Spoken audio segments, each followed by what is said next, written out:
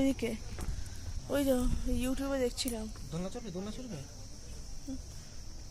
Hello, কারো ওয়াশরুমে যাওয়া দরকার পড়লে একদম সোজা ওদিকে ওয়াশরুমে চলে যাবে।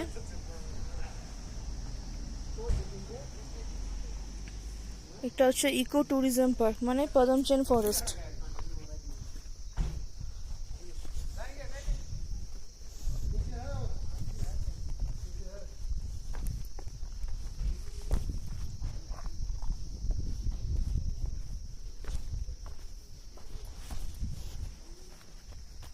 কি লাগছে, দারুণ দারুণ, কি লাগছে ভিউটা, দারুণ লাগছে, পুরো জঙ্গল।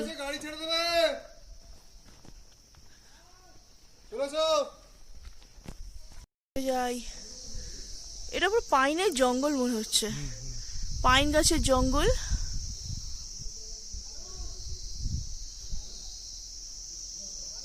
এই ভিউটাই দেখার। ঠান্ডা লাগবে তো, এখানে এত গাছপালা বেশি।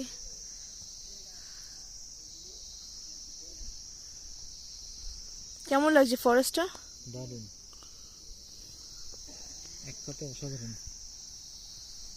উফ, দারুণ লাগছে। কি করবে?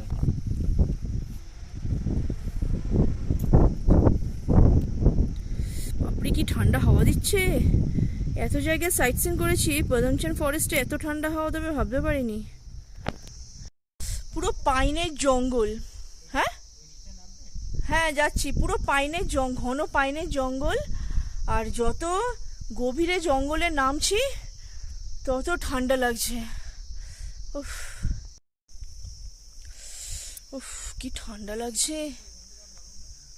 হ্যাঁ হ্যাঁ, রাত্রিবেলা ভাবুন তো এই ঘন পাইনের জঙ্গলটা কিরকম দেখতে লাগে, এই দুপুরবেলায় কেমন একটা লাগছে। কোথায়?